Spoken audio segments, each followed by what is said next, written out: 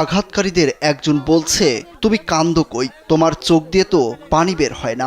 বৃদ্ধ লোকটি তখন কাকুতি মিনতি করে আল্লাহ আল্লাহ করছেন আর বলছেন, পানি বের হয়েছে, তোমরা আমাকে ছেড়ে দাও, তোমাদের পায়ে ধরি, তোমরা আমাকে ছেড়ে দাও।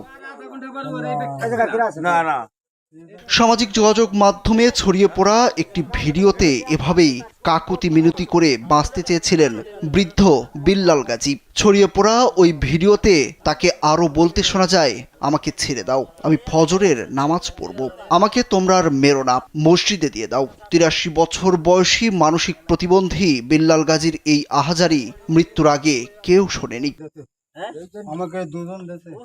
বয়সের ভারে নুয়ে পড়া এই প্রতিবন্ধী বয়োবৃদ্ধের প্রতি কোনো দয়া করেনি কিছু উচ্ছৃঙ্খল মানুষজন। চোর সন্দেহে নির্মমভাবে পিটিয়ে হত্যা করা হয়েছে তাকে। সঙ্গে থাকা জাতীয় পরিচয়পত্রের তথ্য অনুযায়ী তিনি খুলনার পাইকগাছা উপজেলার লক্ষ্মীখোলা গ্রামের শহর আলী গাজীর ছেলে।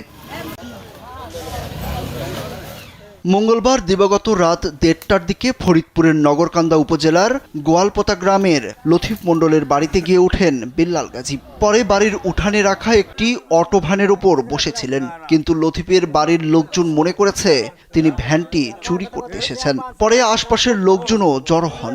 গ্রামবাসী মিলে বৃদ্ধ বিল্লাল গাজীকে কিলঘুষি ও লাঠি দিয়ে পিটিয়ে নির্মমভাবে হত্যা করে, কিন্তু লতিফের দাবি ভিন্ন। আপনার বাইরে কেউ ছিল না? তারপরে ওই যে শুকুরি সওয়াল আছে, মানে আপনার আমার ভাই বেদারা ছিল না মারার সময়, আর আমি ওইগুলো ডর ছিল না, আমার ওই ভাই বেদারা মারালো। আর আমি তো ওই ভ্যান নিয়ে চলে এসেছি, তারপর শুনে ঘটনা ওরা মারছে। আমি কি জানি এক সামনে। এদিকে স্থানীয়রা জানান বৃদ্ধ লোকটিকে পিটিয়ে হত্যা করা হয়েছে, এতে কোনো সন্দেহ নেই, কারণ তার শরীরে অনেক আঘাতের চিহ্ন রয়েছে, নাক মুখ ছিল রক্তাক্ত।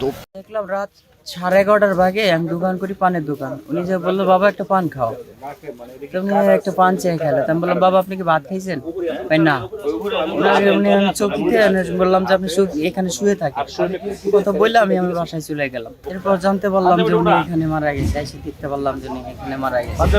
নগরকান্দা থানার ভারপ্রাপ্ত কর্মকর্তা মোহাম্মদ আমিনুর রহমান জানান, খবর পেয়ে এক বৃদ্ধের রক্তাক্ত লাশ উদ্ধার করা হয়েছে। কিভাবে কি হয়েছে তা তদন্ত করা হচ্ছে। অভিযোগ সাপেক্ষে পরবর্তী ব্যবস্থা নেওয়া হবে। সংবাদ পেয়ে লাশ উদ্ধার করে ময়নাতদন্তের জন্য মর্গে প্রেরণ করা হয়েছে এবং লাশের উত্তরসূরিরা লাশ নিয়ে গেছে, তাদের নাম আইডেন্টিফাই হয়েছে, প্রথম অজ্ঞাত। আর এই বিষয়ে তদন্ত সাপেক্ষে কার্যক্রম অব্যাহত আছে। আর এ বিষয়ে লাশের যে ঠিকানা পাওয়া গেছে পাইকগাছা খুলনা, তারা এখন পর্যন্ত এজাহার বা অভিযোগ দায়ের করেনি।